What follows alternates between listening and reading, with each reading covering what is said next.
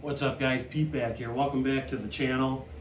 Today we're going to be doing another bowling ball battle. It's going to be a throwback bowling ball battle for you guys here today.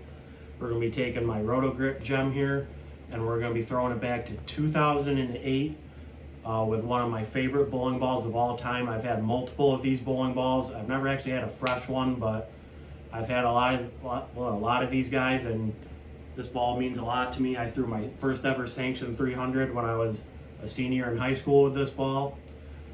So again, this ball is from 2008. It's an oldie, but it's definitely a goldie. It's the Virtual Gravity. As always guys, thanks for tuning in. Be sure to hit that like button, hit the sub button, hit the notification bell if you haven't yet.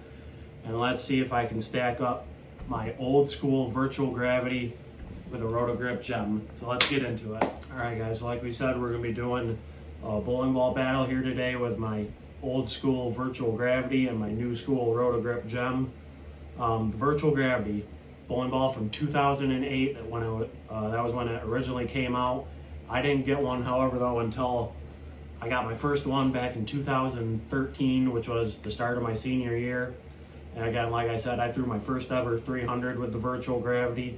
Not this one specifically, like I've had multiples of these bowling balls. I think I've had like 4 altogether now. I think this is my 4th one. But again, a 2008 pour, so bowling ball from 2008 versus a bowling ball from 2002. With that big of a year difference, believe it or not, I actually think that these bowling balls are going to be relatively similar. I think ultimately the biggest difference is going to come down to the cover stocks and just how I drilled the bowling balls. I got my standard pin down layout on my Gravity and my standard pin up layout on my gem. As far as the tech with these guys, like I said, even that big difference in age and years, especially with the cores of these bowling balls, these cores are very similar. We got the shape lock core and the Virtual Gravity, which, if I remember correctly, had a RG of 2.48 and then a differential of 0.053. So we got a low RG bowling ball, a really strong, really high revving core, and then more of like a medium differential in that 0.053. So still a pretty high flare potential, but compared to the gem's got with the gem's got that Defiant LRG core with the RG of 2.47. So pretty similar numbers right there with the Virtual Gravity, but then the differential with the gem is, or no, I messed that up. Virtual Gravity's 0.048 and the differential. The gem is 0.0, I knew they were different, but then I just got talking, I was like, nope, that's wrong. So differential in the Gravity was 0.048, differential in the gem is 0.053. So the gem just has that even lower differential, which is going to make the ball rev up even harder. So really, I think that's going to be the only difference as far as the cores there, is just that differential and the flare potential. And then now into the cover stocks, that's where probably our biggest difference is going to hit. The Virtual Gravity's got the old school R2X cover on it, R2X solid cover on it. And then with the gem, we've got the Micro Trax solid cover. Micro Trax has already proven to be a really, really strong cover stock. So really, I think that's going to be the biggest difference in how these bowling balls are going to look, besides the layouts I got on them.